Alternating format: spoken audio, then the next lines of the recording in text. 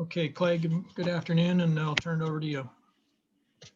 All righty, guys. Happy Wednesday to everybody and happy signing day to everybody. Obviously, a busy yet exciting week for our team and our staff. And it's one of those weeks where you got to embrace and love the grind and love what college football is all about. In 26 years of being a college football coach, this has been maybe the most unusual, but the most fun I've had in a week. To be able to have a back-to-back short weeks, to be able to have one opponent and then switch an opponent and game plan and prepare and signing day has been challenging, but a lot of fun. It really has. Starting with our football team, I think they've done a tremendous job in their preparation. We have an important practice today. We'll treat really like a Thursday of game week, making final preparations. We've really had an opportunity to catch up.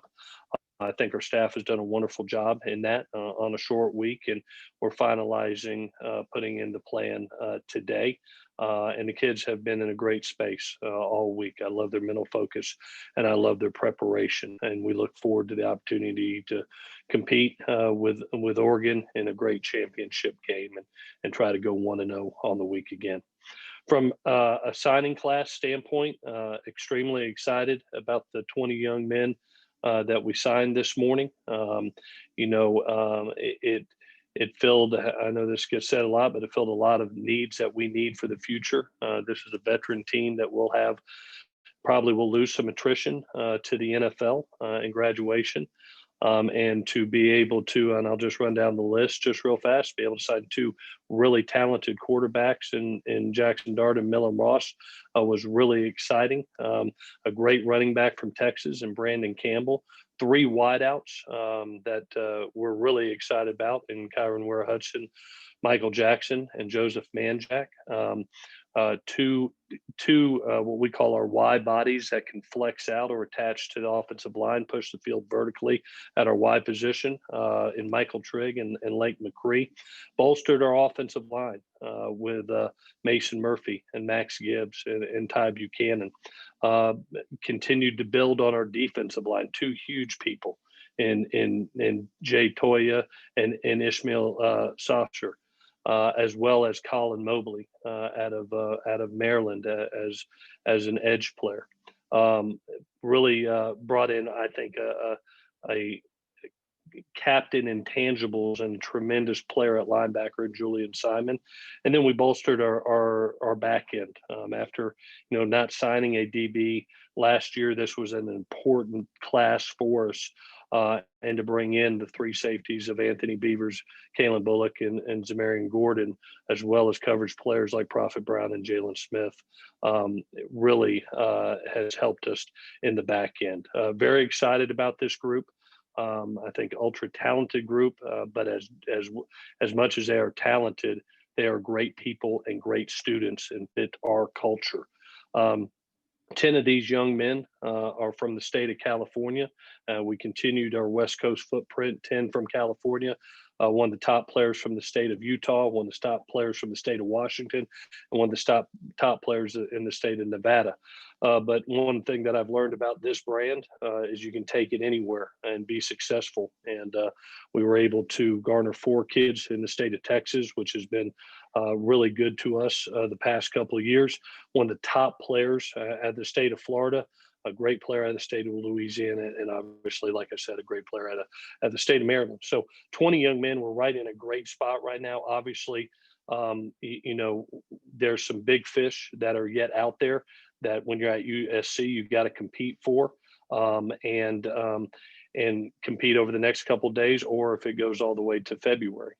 So we're in a terrific place right now for it being the first signing day and got a little work to do as we continue to February. So I hope that gave you good information on where we're at, and I'll take any questions that you got. Okay, again, raise your hand if you have questions. Keep yourselves on mute otherwise, and we'll start with Ryan Young. Clay, obviously a lot of criticism last year at the recruiting ranking. What validation or affirmation or whatever sentiment do you feel to see it come together the way it has this class? Yeah, last year, in having 12 scholarships and really signing 9 of the 12 being big men, you knew it wasn't going to be an excessively sexy class or maybe a high ranked class, but it was a class that I thought would help us with championships in the future because I think big men win championships. As we went into this year, just being honest, Ryan, the most important thing, I was so excited about our team, but I was very nervous that recruits weren't going to get to see our brand of football or watch these kids play together and see the excitement of what it means to be a USC Trojan and to see where this team is headed and what it can accomplish. And so I'm so glad that we got the opportunities this fall to be able to play, to be able to show the talent that's on this team and guys coming in, being able to play with that talent and helping us on our way to competing for national championships. And these kids saw that. And really drew to it. A lot of these kids have been committed for a long time, and it speaks to their character and their rock solidness for how they felt about our program and our culture and where it's headed. So I'm really happy about today. But more importantly than winning the day, it was really about winning championships. And these men that are coming in are not only talented, but they're the right guys, and they're the right guys to help us win championships. So it's a good day. We have some more work to do, not only through this week, but through February to finish off this class. Is there any personal aspect of it, though, for you and your staff, just to kind of change the narrative? Say it one more time, Ryan. I lost you. Is there any personal aspect to it for you and your staff to have changed the narrative around USC recruiting? You know what I really thought happened in this time, Ryan, in this recruiting class, that I'm very appreciative for our staff because this was an unusual year. Living in the world of technology and having to recruit with technology, we really felt like relationships were going to be ultra important. And I think one of the greatest gifts you can give somebody is your time. So we duct taped phones and iPads to our heads and then just went as hard as we could in building relationships and spending the time with recruits and gaining their faith, their trust, and then putting a product on the field, like I said. So, we're so glad to have a full boat this year. That always helps.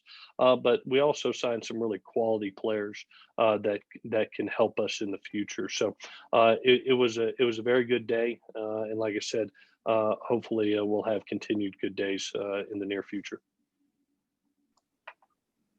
Antonio. Clay, I know the quarterback recruiting world could be some kind of delicate waters to navigate at times, and it's rare that a program signs 2 blue chip quarterbacks in the same class. How did you guys manage that?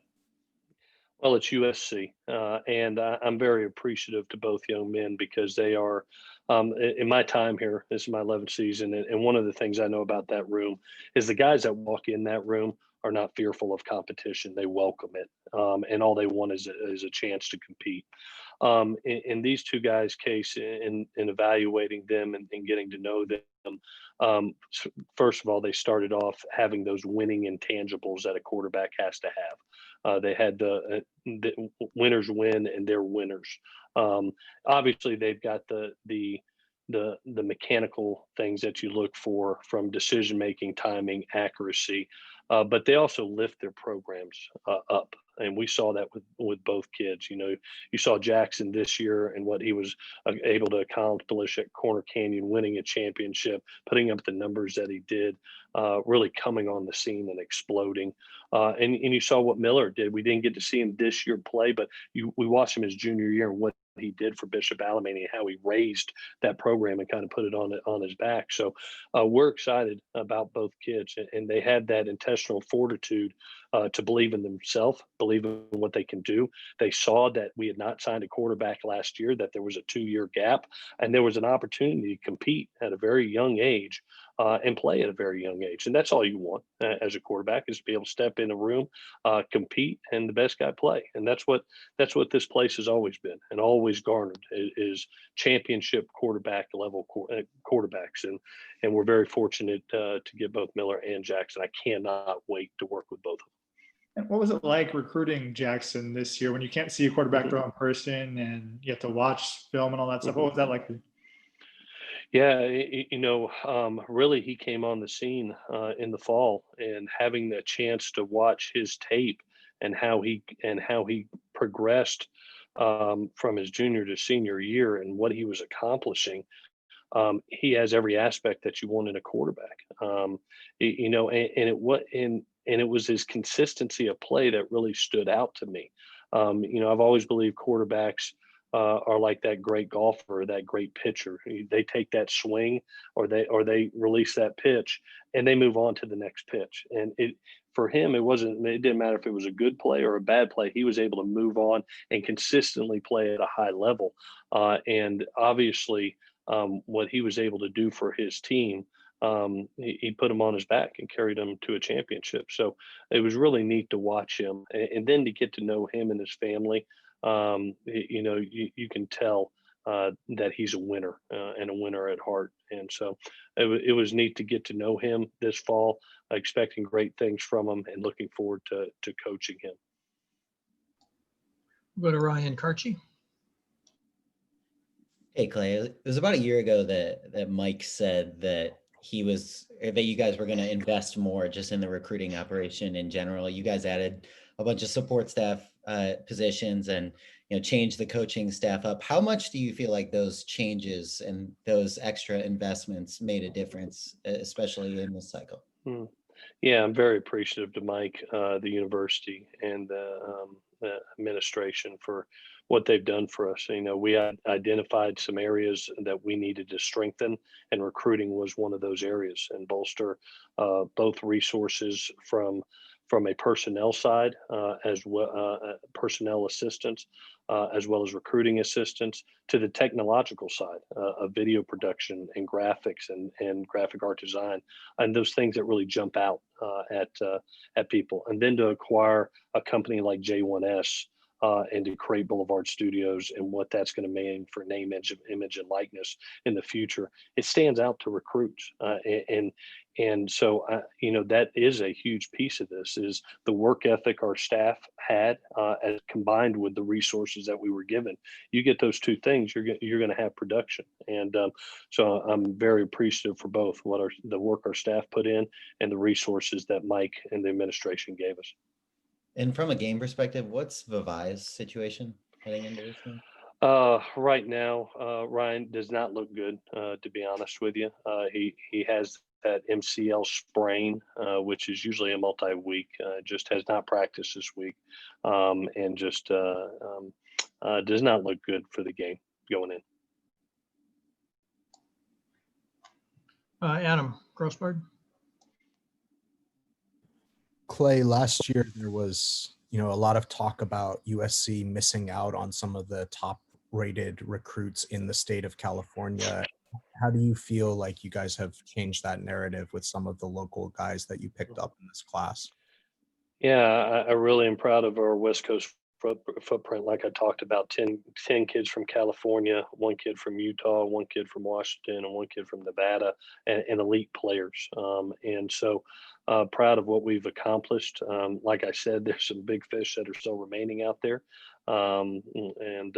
So, the job is not done yet.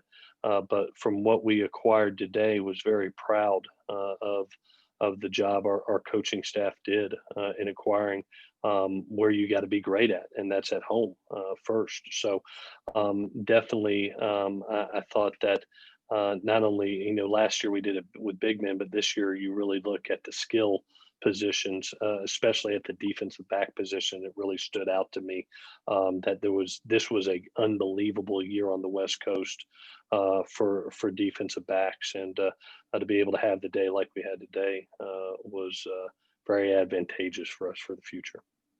When you hired Dante Williams last year, there was a lot of talk about his recruiting prowess, like especially the DB heavy class like this. What impact did he and Craig Mathar have? Oh, I can't thank him enough, because the energy and the enthusiasm and the work ethic and the love for recruiting was just evident from day one, and the relationship builders that they are. And the product they put on the field. Kids can see. I mean, they can see all of a sudden how much improvement our secondaries had from last year to this year. Talanoa Funga has become a national star in front of our eyes. You look at the improvement of Chris Steele and Elijah Griffin, the years that they have, Isaiah Polomao. So not only is it the work ethic, enthusiasm, and energy they bring to recruiting, but kids are seeing, gosh, these guys not only recruit, they're great coaches. And I think that's what stood out is Dante and Craig may be known as great recruiters, and they are, but they're even better coaches, and the product on the field that they're creating it was evident to kids and was really easy. And so, when you saw these kids commit early and then never flinched whatsoever, it speaks volumes to the relationships they had with the kids, but also the belief the kids had in them. Jim Hill, I see you unmuted. Did you have a question? Yes, I do. Coach, how are you today? Doing good, my friend. Great to see you as always. Good to see you. Coach, your team has gone through so much this year, so much pressure and things like that. You always refer to your young men as being so very much mature. How much did the regular season and all those come from behind victories, how much is that going to help you going into this championship game for the conference? Yeah, I think it really started March 15th, Jim, to be honest with you. And every day from then to now, to this Friday, and every situation, every adversity that we faced, we were talking about it the other day. I was like, guys, do you remember when we were lifting outside under tents? Just hoping for the chance to step on the field and actually play and actually be together as a team. And then walking in and saying, you know what, man, let's just try to go 1-0 every week and see where it takes us. See if we can be a part of a national discussion. Let's see how good we can be in the opportunities that we're given, and maybe it'll equal a championship. And to see those kids battle through each and every step, those games that were close may not be won last year. The kids have gotten older. They've hardened.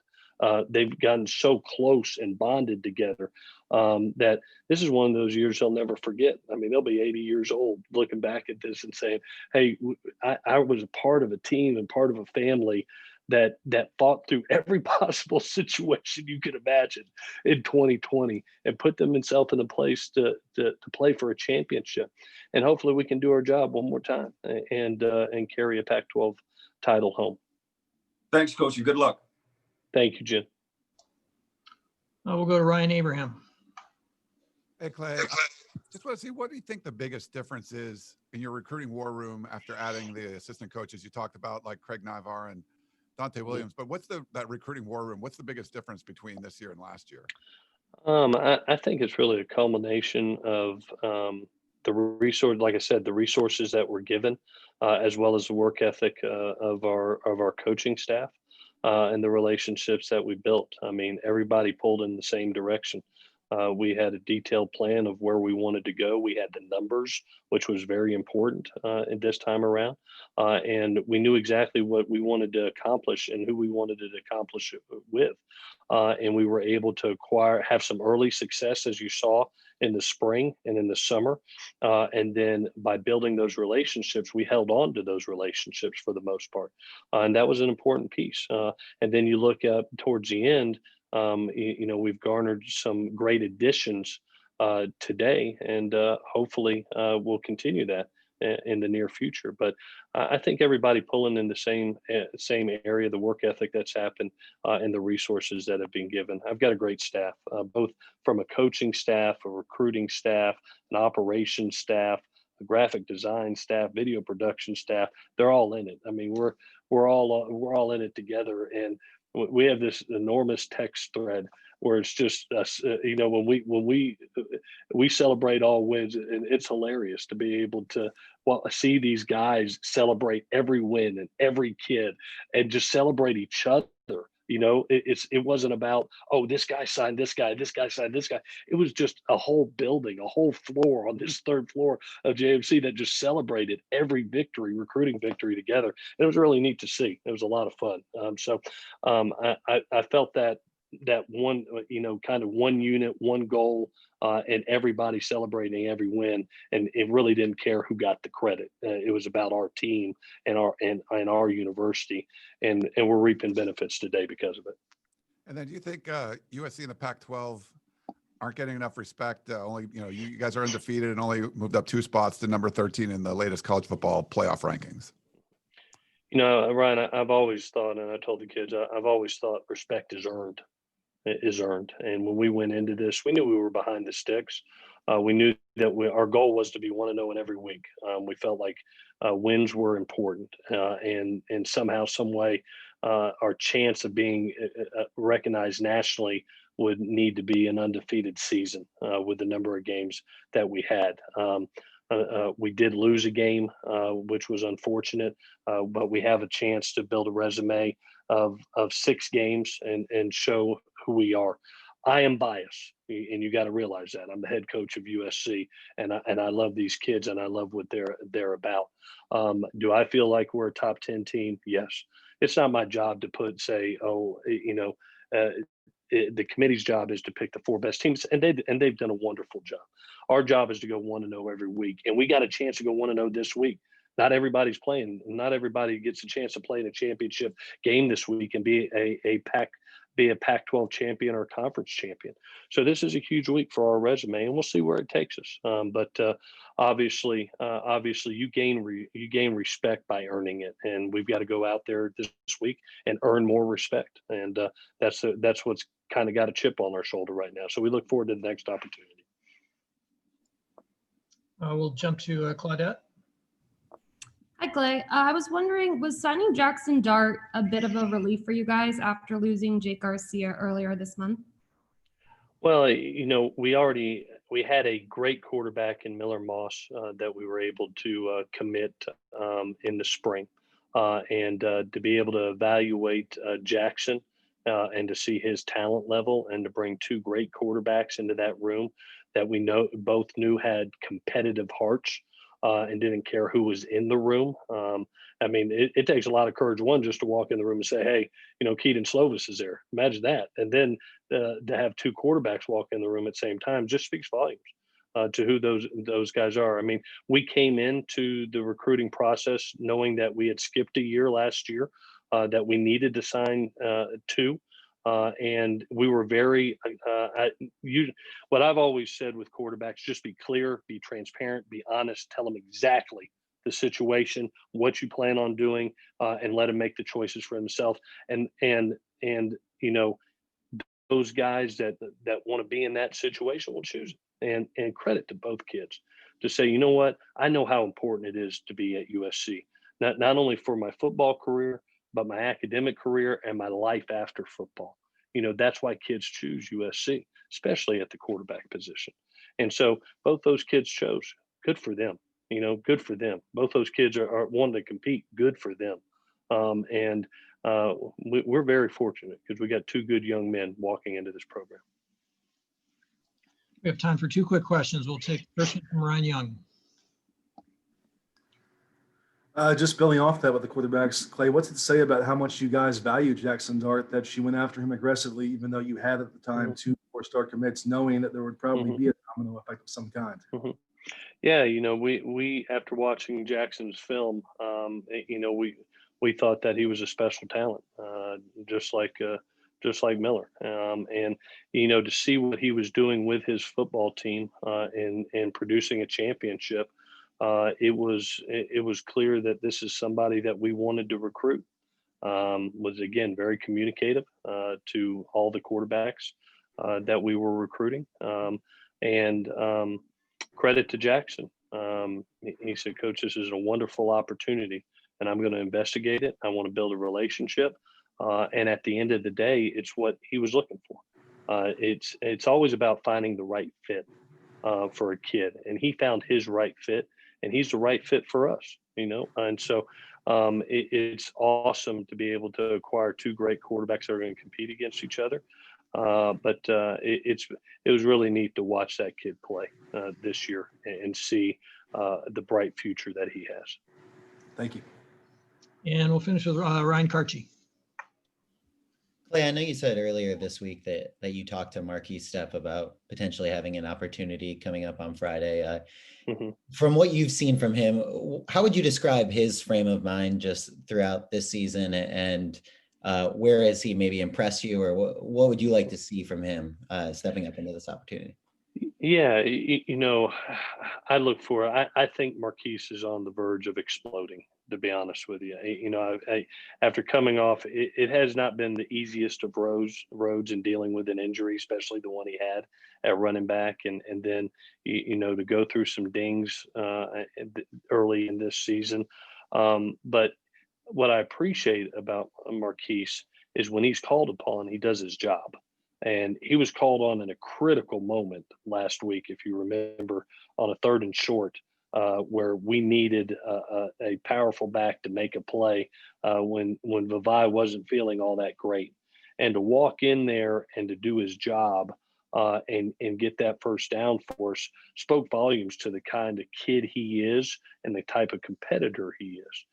Now, all of a sudden, you look and Vavai is probably not playing in this game.